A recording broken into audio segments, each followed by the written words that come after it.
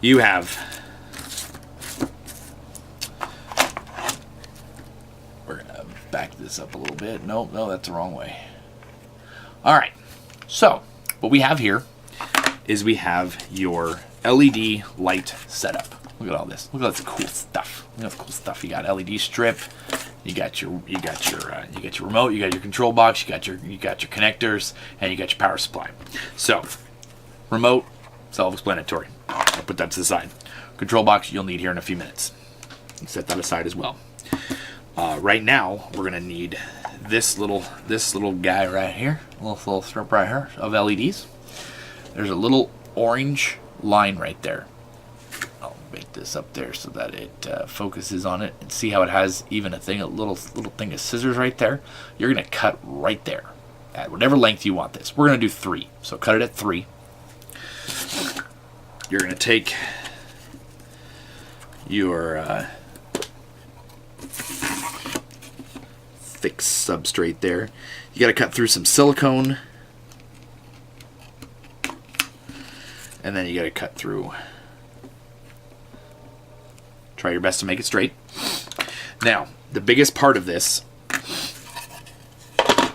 is that on this connector that I'm going to show you, it has this cool little crimp box, okay?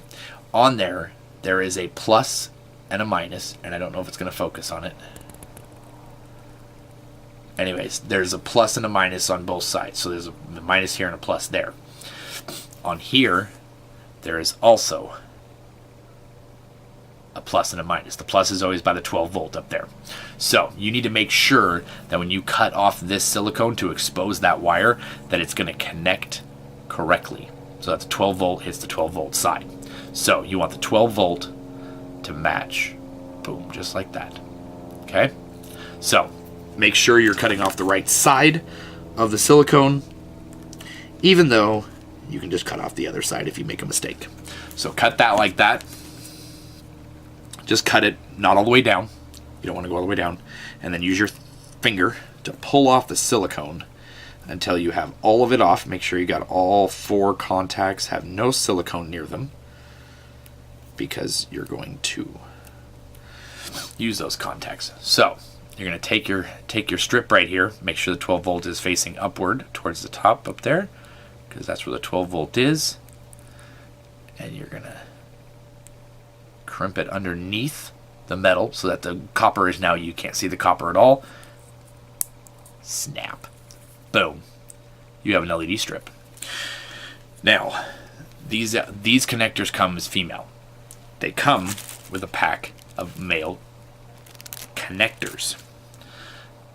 Go like that, put that in there, into all 4. It does not matter which way you do it. It now becomes male. It is that simple. You don't need a surgery. You really don't. Now you have your control box. Your control box sometimes will come with those adapters. Your control box is female as well. Some of these will come with the adapters already in them. Some of these connectors will come with them. Either way, you're going to need one anyways. So you take that. There is, see that little arrow right there? There's an arrow right there. And there's an arrow right there. Match those arrows up. That will give you the correct polarity. If you do it the other way, it won't light up. So you'll know really fast. Just plug them in like that. Now you have your LED strip. And we're going to plug it in somewhere. Plug it in, plug it in. Yes, I'm singing. Oh! I'm getting old, people. I'm getting old. Alright, we're going to plug it in here, over here on my power strip, which it probably should make it a lot easier to grab. Oh, we have flashing red. What did we do? Oh no, what did we do? What did we do? Let's turn it off. Oh, it turned off. And now it's on red again. But we're going to make it blue. Oh, hold on.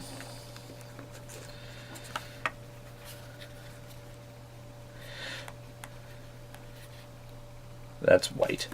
Okay, so if you have this problem, how this is a red, it's showing red right now, open your thing back up again. This is the part where you're going to have to see now it's going white. It's just because the connections aren't perfect in there. So make sure that it's really nice in there, and then go ahead. You know what, you may actually need to peel off a little bit more of the silicone.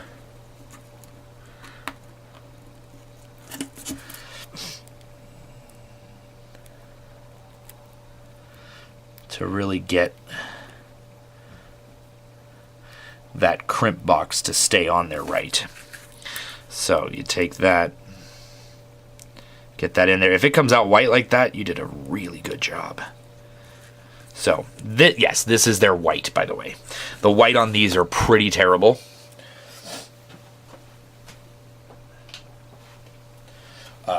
Because white to them is all the colors. As this shows up on here, it shows up pretty blue. It actually does kind of have a hint of blue in it. But when you go to red, it's red. When you go to green, it's green. And then blue, and it's blue. And then you can do your fade. And you can slow it down so you can get all different kinds of colors.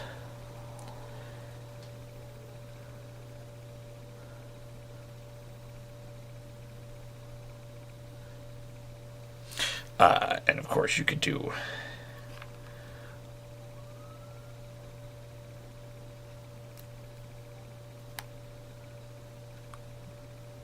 all different kinds. The three main colors you can, oh nope, it's going to different colors.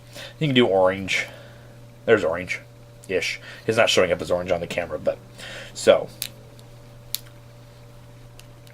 you can make it go brighter, make it go dimmer.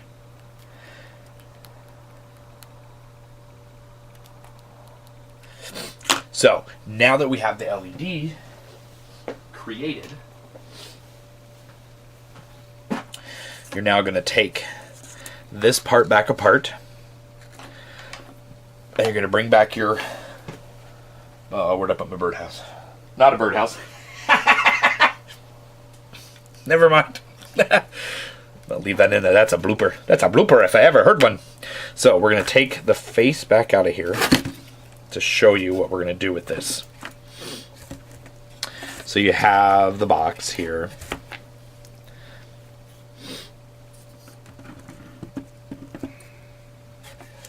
So you have the box, you have the hole. See, there's the hole. So we're going to take our LED strip and we're going to pop that right down in there like that. So now you have your LED strip in there like that. What you're going to do is you're going to clean out this bottom, make sure it's all nice and clean. You know what we're going to do? We're going to do this.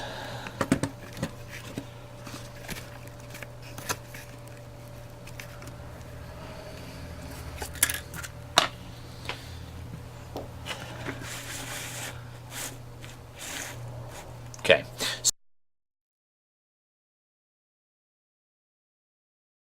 So you have your LED in there.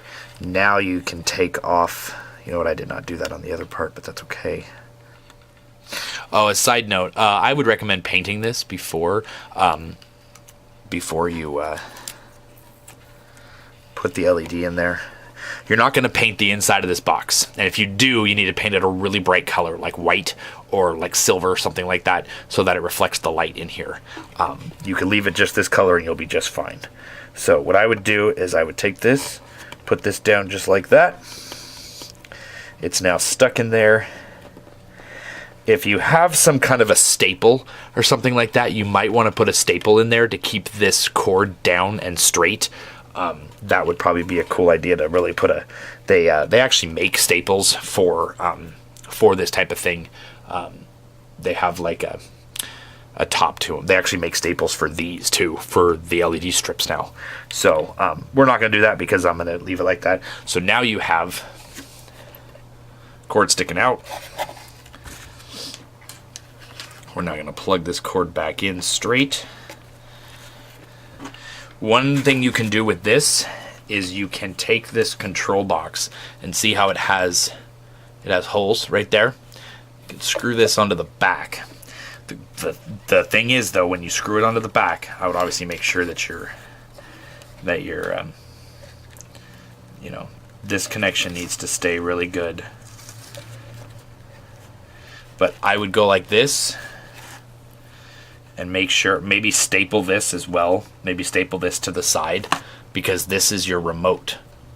So you need this for the remote to see.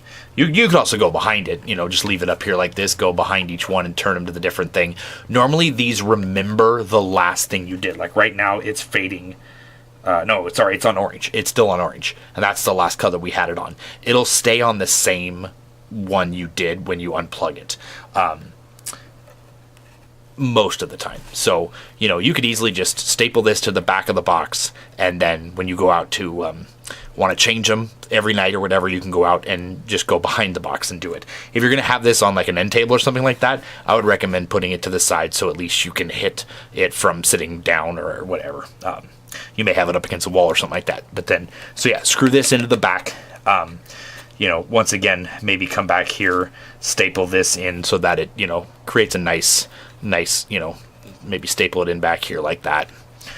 Whatever you want to do. So we're not going to do that right now. So now you have that in there like that.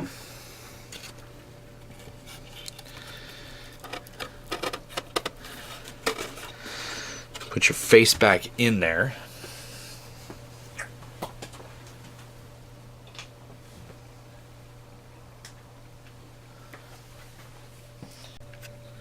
So now you have your lantern, and you can change it to, let's make it red. Oh, red, blue.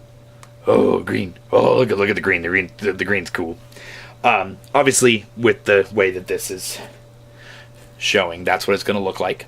So you have this cool green glow behind it. And that's why I said you don't really need to paint the back of it because it's such a bright color already that the light doesn't get absorbed. If you paint that black, you won't see hardly any of this color at all. I tried it, didn't work. So you can, obviously the different faces is where this is changeable in that you can cut out more faces for different holidays, a bunch more for Halloween, and then you can leave it up all year round. Put Easter eggs on there, Christmas trees, Valentine's hearts, 4th of July flag, tons of different things. I don't know what holidays Canadians have, but I'm sure they'll think of something. I don't know what the symbol is for Victoria Day. I don't know how you draw Queen Victoria. That'd be tough. Anyways, so you can change the faces this way by just unscrewing those two screws, and it pulls out, and you can put a new one in, and then you can change the color for the season as well. Obviously, green would go good for, you can make a St. Patrick's Day clover. You can make the 4-leaf clover and put it on there, and the green would look perfect with that. So that is the lantern. Obviously, you will paint this. You can paint it all black, paint it whatever color you want. You could stain it so that it's a darker stain, the mahogany wood type of look, or you can paint it black, you can paint it orange, whatever color you want. You can paint the faces different colors, so that you have, let's say you have a pumpkin face, you might want to paint this whole thing orange. So then you have an orange pumpkin lantern. But just remember this color is always going to be the same. Your face can be a different color, but the actual lantern base of it is going to be the same color all the time. So I think that's it. I think we got everything that we wanted, I think. Ooh, that's super cool. So, like I said, I will take the time to make all of the links to everything, and I'm not going to really make... I am going to make a how-to for the make and take camp out, so I guess I will be making a how-to for this as well. But it's basically going to be the same thing that we just talked about here, with a little more text detail, but I'm also going to... The first thing I'm going to link to is Jason Fields, because he's the one who created these, and he's the one who did the first draft of them and everything, so I want him to have the most credit for it. I'm just reproducing them and changing up a little tiny bit of what we did, mainly with adding the LEDs, because I want these to be in my graveyard, and I don't want to have to go out there every night and turn on different things. I want them just to come on and be done. So that is that. If you, like I said, if you want to just do the candles inside or do the flickering candles, they look really cool. Of course, the flickering candle color is what you're going to get for every face that you put in there. With these, with the LED way to do it, this is a pretty cool way to do it. They do make, and I will put links to these as well. They do make what are called halo rings for LEDs, and they're circles, and they plug into this same system, but they're circles, and they have like 20 LEDs in it, which would be probably a little too bright for this, but you can turn down the brightness with your remote, and you put it in the base, and it will light up the whole thing in that way instead of doing all this cutting and stuff like that. But they're about $15 a piece. I believe they do come with the control box and stuff like that, so that might actually be not a bad deal. So I'll put a link to that as well.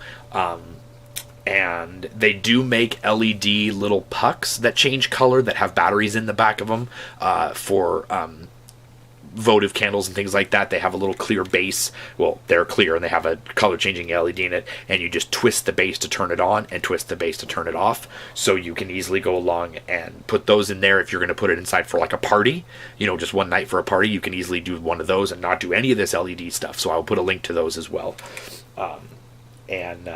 So yeah,